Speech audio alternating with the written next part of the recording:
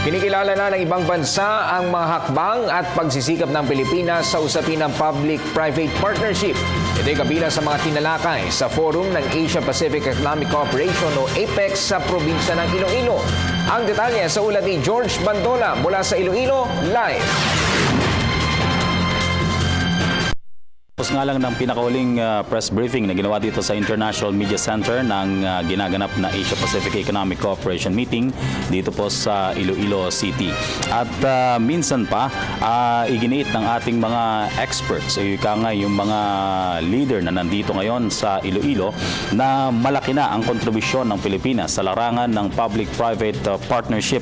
Sa katunayan, ginagawa ng modelo sa ibang mga bansa ayon sa kanila ang ginagawa ng Pilipinas dahil sa mga pamantayang Pilipinas lang sa Administrasyong Aquino pinasimulan. Ayon kay PPP Center Executive Director Cosette Canilao, 4 na ng administrasyon mula nang isulong nito ang pinalakas na Build, Operate, Transfer Scheme o ito nga yung tinatawag na ngayon na PPP. Una, ang pagpapatibay ng mga batas para maging madali sa mga local at foreign investors na makapaglagak ng negosyo sa Pilipinas sa sektor ng PPP. Ikalawa, ang pagpapabilis ng mga proseso lalo na sa pag-aaral kung nararapat nga ba ang mga proyektong ninanais ng mga investor at pag-aaral na rin sa kakayahan ng mga ito para maging matagumpay ang isang proyekto. Kabila na dito siyempre kung kaya nilang sustainahan yung isinusulong na proyekto at yung management. Ikatlo, ang antas ng kamalayan ng lahat ng ahensya ng pamahalaan, ng publiko at ng pribadong sektor sa buting dala ng PPP biddings and projects. Lalong-lalo na dun sa mga kanayunan o yung mga local government units na nagsasagawa rin ng kanilang serye ng pagtupad dito sa mga public-private partnership projects. At ikaapat, ang pagsisigurong nasa tamang direksyon ang mga proyektong gagawin o ginagawa ng mga private consortium sa pamamagitan ng paglalagay ng Project Development Monitoring Facility na magsusulong din ng mga napapanahong PPP projects. Mga proyekto sa pangangailangan ng tao at ng komunidad.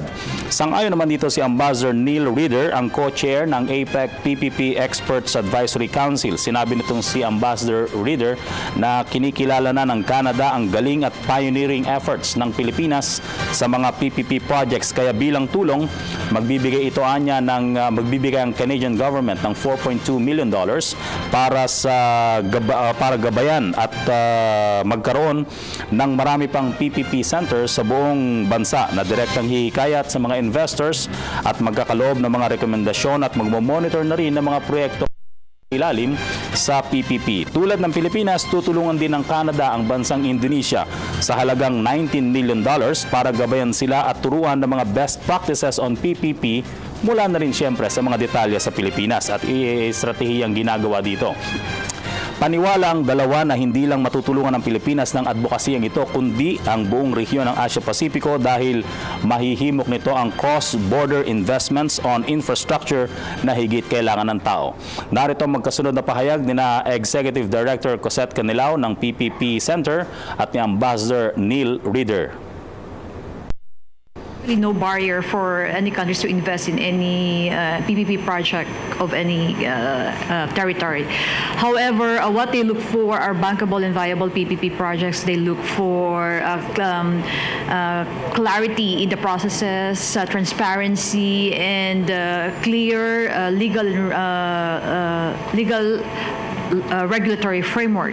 So hence, like what I mentioned earlier, that's what we worked on when we jump-started the PPP program here in the Philippines to create an enabling environment for private sector to come in and invest in our PPP projects. That's where the cross-border impact, because those banks are looking for regional opportunities and are very, very flexible in trying to facilitate these kinds of deals. So I think the issue there is getting the systems in place at the national level, regulatory, the management of the PPP process, and then the financing will flow. And that can flow nationally, but it can also flow regionally and from international players as well.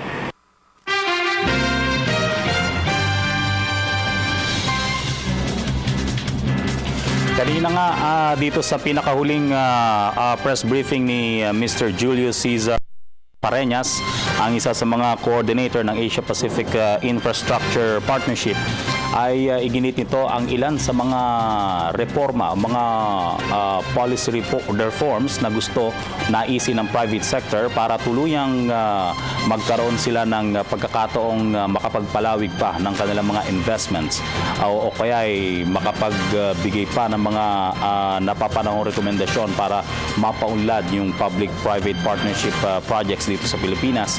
At ito yung kanilang mahigpit na inilalakad ngayon o isinusulong sa mga workshop at meeting na ginagawa.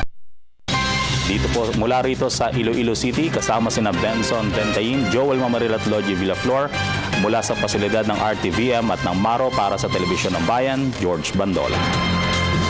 Salamat, George Bandola.